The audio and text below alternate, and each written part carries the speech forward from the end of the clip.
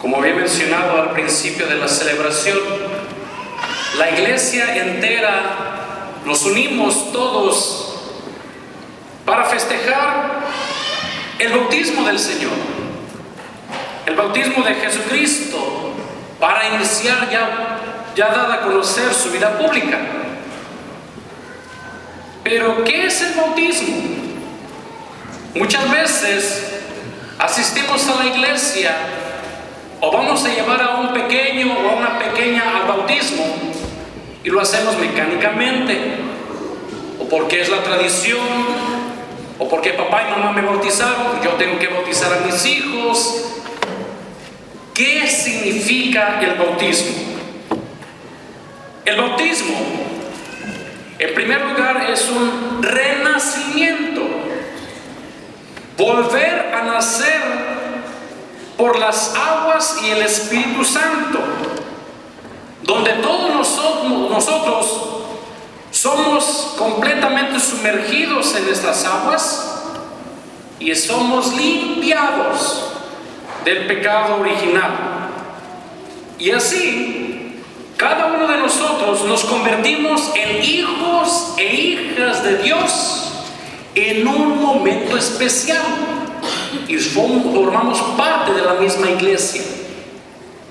Entonces hay que tener en cuenta que es un renacimiento de lo que es el bautismo. La siguiente es una iniciación, porque en el bautismo nosotros somos admitidos a la iglesia como miembros tales para formar parte de la comunidad de los hijos de Dios. Todos nosotros que somos bautizados formamos parte de esa misma comunidad de creyentes aquí en esta iglesia, y lo cual somos hijos de Dios en nuestra comunidad aquí en el mundo.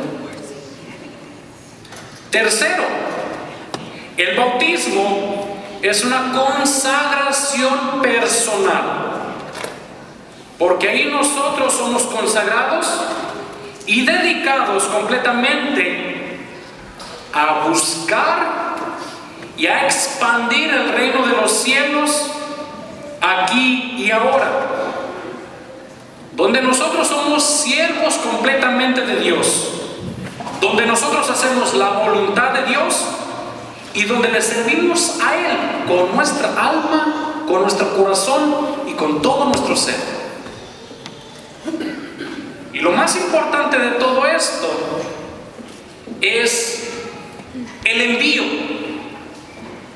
en donde todos nosotros bautizados somos enviados allá afuera a proclamar lo que es el verdadero reino del cielo, donde el Espíritu Santo viene a nosotros y nos da el poder, un poder para darnos a conocer las cosas buenas, distinguirlas de las malas, y donde podemos nosotros llamarnos hijos de Dios, por lo cual nosotros nos hemos convertido a tal. 4 cosas: renacimiento, iniciación, consagración y envío. Y los que saben inglés se han de dar cuenta que las primeras letras de cada una de estas palabras forma la palabra arroz o rice.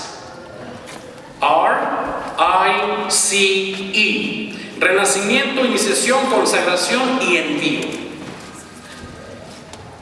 Esto puede dividirse en 2 categorías.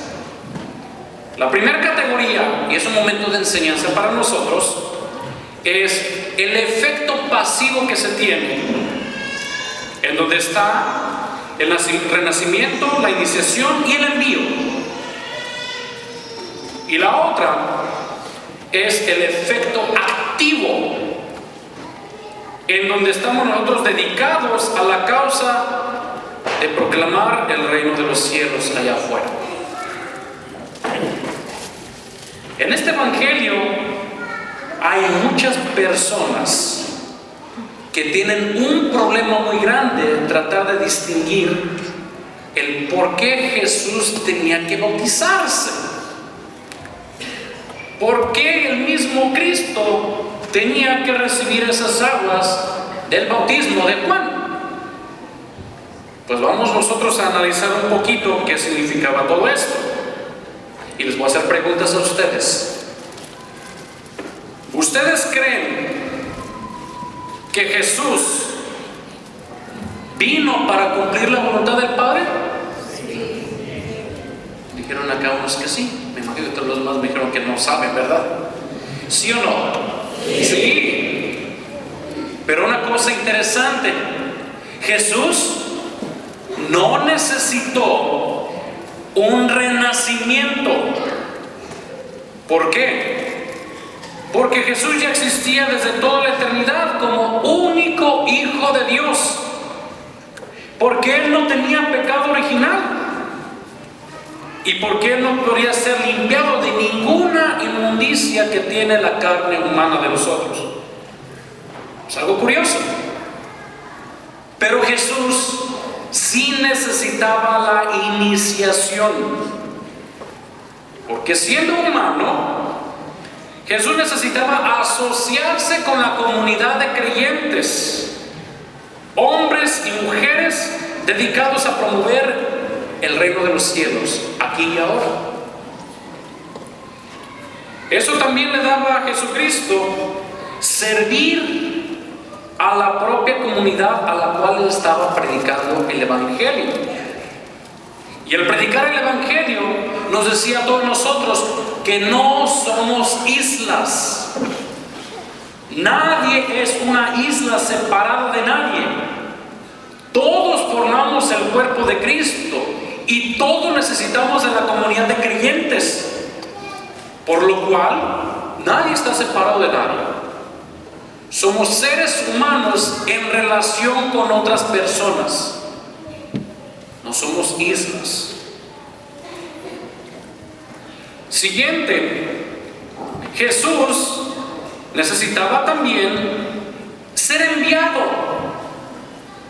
porque el Espíritu Santo, si nos damos cuenta, es el mismo poder de Dios Todopoderoso. Y donde el Espíritu desciende sobre Jesús en forma de paloma y le da la misma autoridad para que empiece su vida pública anunciando el Evangelio del Señor, lo cual lo escuchamos nosotros en la segunda lectura que nuestra lectora proclamó diligentemente.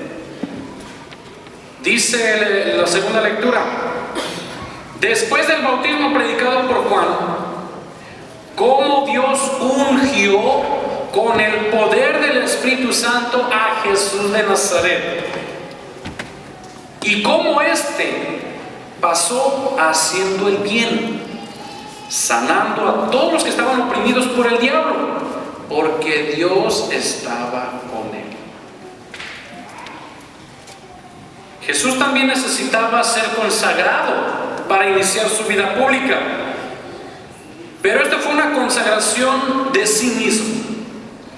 Esto fue el momento de dedicarse a sí mismo a proclamarse a los demás. Y yo pudiera decir, la palabra amor es un momento de darse a sí mismo, por lo cual vemos en Cristo que es una consagración de sí mismo, una dedicación de sí mismo y un darse a sí mismo a los demás, para que así Él hiciera todo lo necesario en promover la causa del reino de los cielos aquí con nosotros. Por eso Jesucristo necesitaba también estos tres elementos. En estas semanas pasadas también escuchamos en el Evangelio que después del bautismo de Jesús, Juan el Bautista fue arrestado. Y cuando Jesús escuchó que Juan había sido arrestado, Él tomó sobre sus hombros la encomienda de continuar con este movimiento en un nuevo liderazgo, de predicar a todas las personas el arrepentimiento de los pecados el amarse unos a otros, el respetar a Dios como Padre de la creación y sobre todo, hacer el bien a los demás. Nosotros vemos cuando Jesús fue bautizado, no es la pregunta de ¿qué puede Él recibir ahora? Sino más bien, ¿qué puede Él hacer ahora? Esta misma frase la escuchamos hace más de 50 años en uno de nuestros presidentes de aquí de Estados Unidos, John F. Kennedy. Y él dijo, literalmente, lo que tú debes de preguntarte es no lo que tu país puede hacer por ti, sino lo que tú puedes hacer por tu país. Esta frase puede ser aplicada también en la relación personal que yo tengo con Dios. No solamente esperar qué es lo que Dios puede hacer por mí, sino también nosotros qué podemos hacer para agrandecer la gloria de Dios. Y esto también puede ser aplicado para nuestra iglesia. ¿Qué es lo que podemos nosotros hacer por nuestra iglesia? ¿Qué podemos trabajar para nuestra iglesia? ¿Qué podemos otorgar para nuestra iglesia? Y así podemos tener una relación más íntima con Dios y una relación comunal entre todos nosotros como iglesia de Cristo. ¿Qué estamos haciendo cada uno de nosotros? ¿Estamos listos para consagrarnos y dedicarnos en todo nuestro ser al servicio del reino de Dios, así como Jesús lo hizo? Hay bastantes formas de hacerlo. La iglesia nos enseña distintos caminos.